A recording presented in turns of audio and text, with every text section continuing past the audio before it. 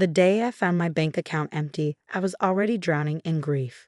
James had been gone for exactly 1 month, taken too soon by a heart attack at 42. The inheritance money, nearly $2 million from his life insurance and savings, was supposed to help me rebuild.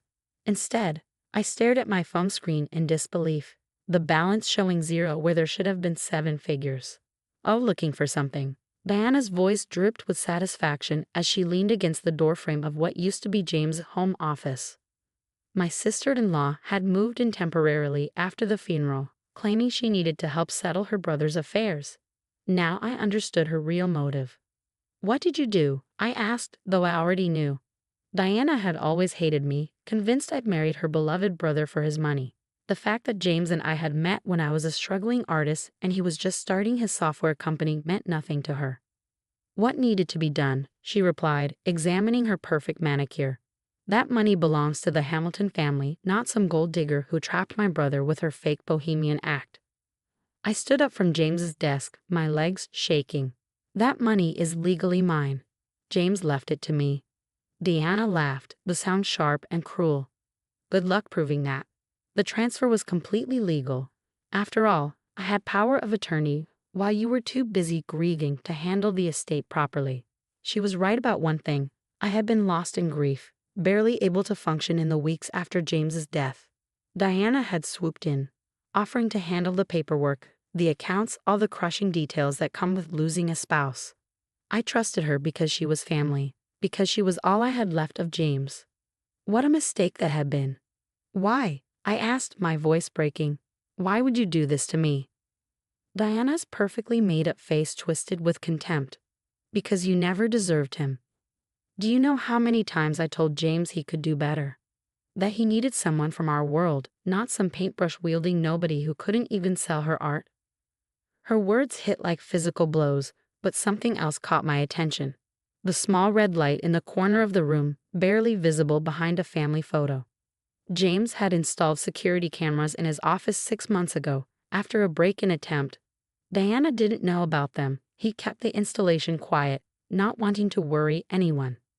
I forced myself to look devastated, letting tears fill my eyes. "You're right," I whispered. "I never deserved him." Diana's smile widened, victory written across her features. "Finally, you admit it. Don't worry, I'll put the money to better use than you ever could. The Hamilton Foundation will thrive under my leadership." She turned to leave, then paused. "Oh, and you should probably start packing. This house belongs to the Hamilton estate now. I'll be serving you with eviction papers tomorrow." As soon as she left, I moved quickly to James's computer. The camera system was state-of-the-art, recording everything to a secure cloud server that only James and I could access.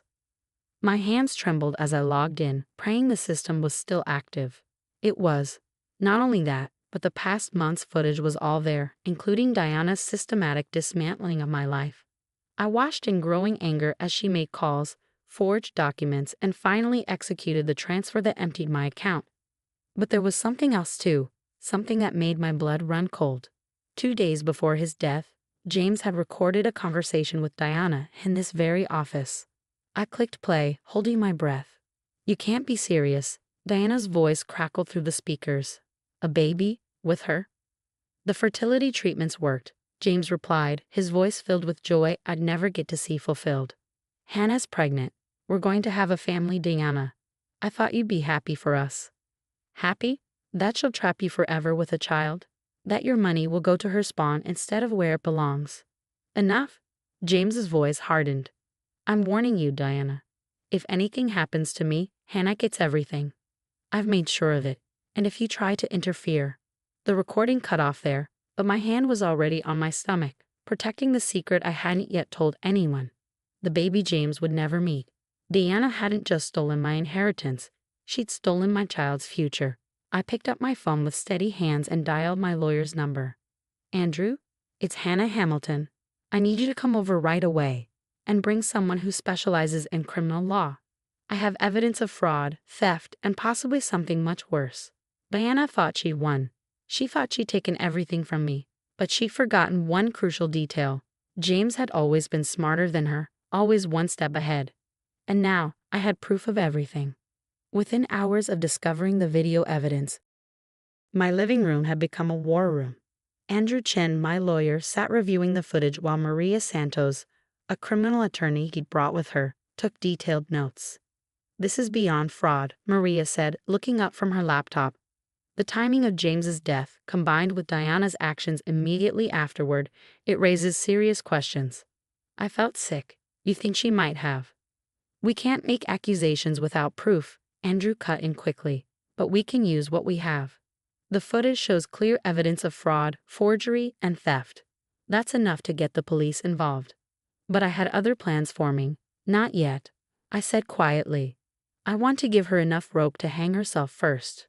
The next morning, Diana arrived with an eviction notice, just as she threatened. I accepted it meekly, playing the part of the defeated widow. "I'll need a few days to pack," I said, letting my voice shake. "And there's something else you should know." Diana raised an eyebrow, impatient. "I'm pregnant," I whispered. "It's James's baby." The color drained from her face. For a moment, her mask slipped, revealing something dark and dangerous beneath. "You're lying." I pulled out a sonogram, the one I'd been saving to show James before he died. "I have proof." Diana snatched the paper from my hands, her perfectly manicured nails crumpling the edges. "This changes nothing," she snapped, but I could see the panic in her eyes. "You'll never prove it's his." "DNA testing exists," I reminded her softly, "and James's child would be entitled to his estate, wouldn't they?"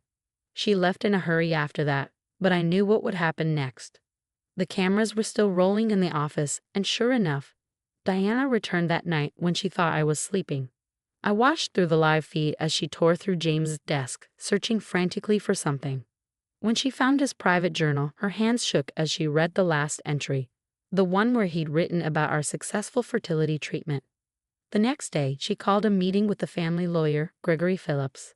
I had cameras installed in the living room by then, courtesy of Andrew's connections. "We need to move faster," Diana told Gregory, pacing the room. "That bitch is pregnant. If she has James's baby, we lose everything." Gregory looked uncomfortable. "Diana, if there's a legitimate heir." "There won't be," she cut in. "I need you to draft papers renouncing her claim to the estate. Use whatever pressure necessary. Threaten her, tell her we'll contest paternity, anything. Just get her to sign. And if she refuses?" Diana's smile was chilling. "Then we'll handle it the same way we handled James." The lawyer went pale. "What are you saying?" "Nothing you need to worry about," Diana replied smoothly. "Just get those papers ready." That evening, I received a visit from Detective Sarah Chen. No relation to Andrew, but equally determined to see justice done. "We've been investigating your husband's death," she said quietly. "The autopsy showed irregularities we couldn't explain. Now, with this new evidence," I handed her a USB drive containing all the footage. "There's more," I said. "Diana's been making calls from James' office. Last night, she contacted someone about taking care of a problem. I have it all recorded." Detective Chen's eyes narrowed. "You've been gathering evidence." "I learned from the best," I replied, touching the photo of James on my desk. "My husband always said to be prepared." The next week passed in a blur of activity. Diana grew increasingly agitated as her attempts to force me out failed. The family lawyer, Gregory Phillips, suddenly disappeared after my lawyers contacted him about being a witness. Then came the morning I'd been waiting for. Diana stormed into the house, waving papers. "Sign these," she demanded. "Sign them, and I'll let you walk away with enough to start over." I took the papers with trembling hands, real trembling this time, because this was it. "What exactly am I signing?" "Just a formal renunciation of all claims to the Hamilton estate," she said smoothly, "for you and any potential heirs." I looked up at her, letting her see the fear she expected. "And if I don't?" She leaned in close, her voice dropping to a whisper. "Then you might have an unfortunate accident, like James did when he wouldn't listen to reason." The confession was clear as day, captured by multiple cameras and the wire I was wearing. Within seconds, the house was swarming with police officers. Diana fought, of course. She screamed about setups and frame-ups as they led her away in handcuffs. But the evidence was overwhelming. The cameras had caught everything: the theft, the fraud, and finally, the confession to my husband's murder. Gregory Phillips turned state's evidence, revealing how Diana had slowly poisoned James over weeks, making it look like heart failure. She planned everything, down to being there to help me with the estate. In the end, justice was swift. Diana went to prison for murder and fraud. The money was returned to me and my unborn child. The Hamilton family, shocked by Diana's actions, embraced me fully at last. 6 months later, I gave birth to James Jr. He has his father's eyes and, according to the doctors, his father's strong heart. The security cameras still run in the house, though I don't really need them anymore. But sometimes, late at night, I sit in James' office and watch old footage. The times before everything went wrong, when he would work late and talk to himself about his dreams for our future. "I've made sure you'll be safe," he says in one recording, touching a photo of us on his desk. "Both of you." And he had. Even in death, James had protected us, his hidden cameras revealing the truth that Diana thought she had buried forever. She thought she could steal my inheritance, my home, my child's future. Instead, she lost everything: her freedom, her reputation, and the brother she claimed to love so much. Sometimes, justice comes not in grand gestures, but in quiet moments captured by a silent witness, waiting for the right time to reveal the truth.